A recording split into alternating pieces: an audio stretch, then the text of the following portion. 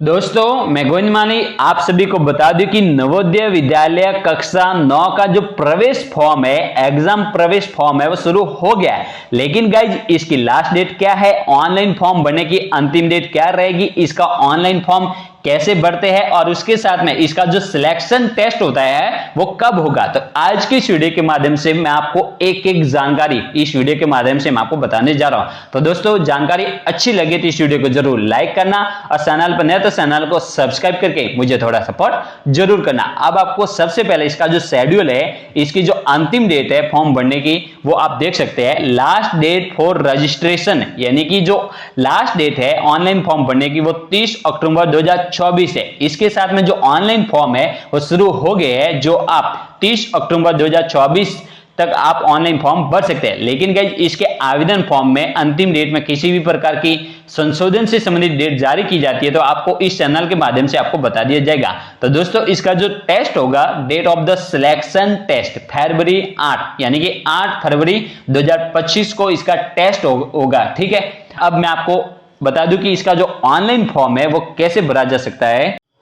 दोस्तों नवोदय विद्यालय कक्षा 9 का ऑनलाइन फॉर्म भरने के लिए सबसे पहले आपको नवोदय विद्यालय की जो ऑफिशियल वेबसाइट है उस पर आना होगा, जो आप देख सकते हैं। इसकी लिंक है वो मैंने ऑलरेडी चैनल के नीचे दे दी गई है, जिसकी सहायता से आप इसकी ऑफिशियल वेबसाइट डायरेक्टली आ सकते हैं। तो दोस्तों सबसे पहले आपको क्या करना होगा, जैसे ही इस साइट पर आ जाते हैं तो आपको सबसे पहले स्क्रीन को डाउन कर लेना है और कैंडिडेट कॉर्नर पर आपको आ जाना है। अब click here to register class 9, ठीक है, इस पर आपको क्लिक करना होगा।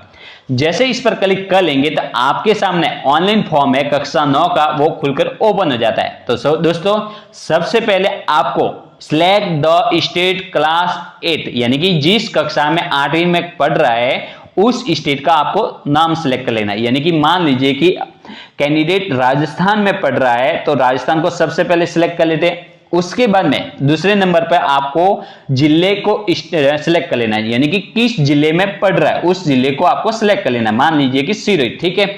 उसके बाद में निवास जिले का यानी कि वो प्रॉपर किस जिले का है उसको आपको उस डिस्ट्रिक्ट को आपको सिलेक्ट कर लेना है। मान लीजिए कि ये भी आपका डिस्ट्रिक्ट सिरोही है, ठीक है। अब आपको क्या करना होगा, सबसे पहले उम्मीदवार का नाम यानी कि जिस कैंडिडेट के नाम से फॉर्म भरना है उसका नाम, मोबाइल नंबर माता पिता के हो सकते हैं। उसके बाद में बच्चे की जन्म तिथि, मेल आईडी माता पिता की हो सकती है। उसके बाद में माता का नाम, फादर्स नेम, और उसके बाद में उम्मीदवार की जो राष्ट्रीयता है वो ऑलरेडी सिलेक्ट है, ठीक है। उसके बाद में आइडेंटिफिकेशन मार्क यानी कि जो पहचान चिन्ह है आपके बच्चे के ऊपर, जो पहचान चिन्ह है आइडेंटिफिकेशन मार्क यानी कि जो बॉडी मार्क है वो आपको यहाँ पर लिखना है। उसके बाद में आपको जेंडर को सिलेक्ट कर लेना है, जो भी जेंडर कैटेगरी है उसको सिलेक्ट कर लेना है, ठीक है। उसके बाद में आपको जनरल, एससी, एसटी, ओबीसी जो भी आपकी कैटेगरी है वो आपको सिलेक्ट कर लेना है। इसमें जनरल कैटेगरी के लिए आपको किसी भी प्रकार का डॉक्यूमेंट अपलोड नहीं करना है। यदि आप एससी, एसटी और ओबीसी सिलेक्ट करते हैं तो आपको सेंट्रल का कास्ट सर्टिफिकेट आपको अप्लाई करना जरूरी है। एससी, एसटी और ओबीसी जब आपके बच्चे का या किसी कैंडिडेट का सिलेक्शन हो जाता है तो आपको सेंट्रल का एससी सर्टिफिकेट, एसटी सर्टिफिकेट और ओबीसी सर्टिफिकेट बनवाना जरूरी होता है, ठीक है। और उसके बाद में वर्तमान डाक पता यानी कि जो प्रेजेंट पोस्टल एड्रेस है उस एड्रेस का नाम लिखना है। पिन कोड उस एरिया का यानी कि आप जिस प्रेजेंट एड्रेस पर आपका जो पिन कोड है उस पिन कोड का आपको यहां पर फिलअप कर लेना, ठीक है। उसके बाद में आपको क्या करना है, सबसे पहले यानी कि आपकी कैटेगरी यदि दिव्यांग कैटेगरी में है, कैंडिडेट दिव्यांग कैटेगरी में है तो उस कैटेगरी को आपको सेलेक्ट लेना है। यदि नहीं है तो आपको नॉन पर ही रखना, ठीक है।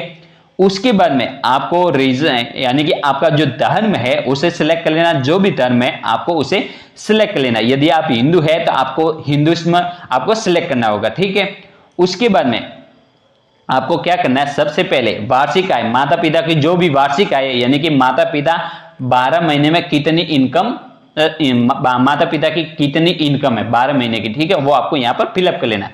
उसके बाद में जो आपके जो कक्षा 8 में जो अध्ययन जो विवरण है उसको आपको सिलेक्ट कर लेना है। स्कूल का नाम यानी कि जिस कक्षा 8वीं कक्षा में स्कूल में पढ़ रहा है उस स्कूल का नाम लिख लेना है। उसके बाद में यहाँ पर आपको ये सिलेक्ट कर लेना नॉन रिकरेंट और रिकरेंट, यानी कि आपको सबसे पहले फर्स्ट वाला ऑप्शन ही आपको सिलेक्ट कर लेना। उसके बाद में आपको स्कूल की कैटेगरी रूरल या अर्बन, तो आप जिस क्षेत्र से है, ग्रामीण से है तो आपको फर्स्ट वाला रूरल, और यदि शहरी से है तो आपको अर्बन, ठीक है।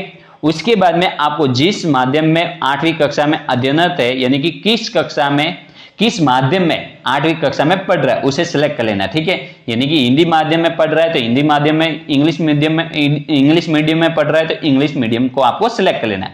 उसके बाद में आपको ये जो अप्रैल और मार्च, यानी कि आपका जो प्रवेश मंथ है उसे सिलेक्ट करना है। उसके बाद में जो कक्षा 8वीं में उत्तीर्ण होने का मार्क्स, यानी कि किस महीने में आपका रिजल्ट आएगा उसे आपको सिलेक्ट कर लेना है।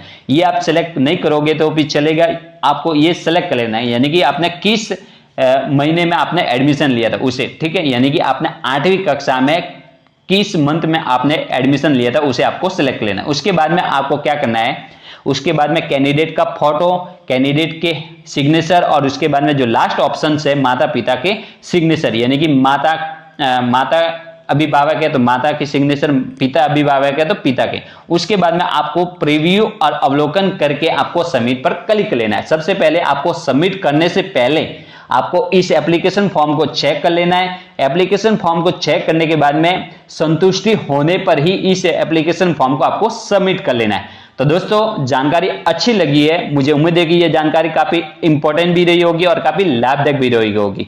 तो प्लीज इस वीडियो को लाइक करके, चैनल को सब्सक्राइब करके मुझे थोड़ा सपोर्ट जरूर करना। जय हिंद, जय भारत।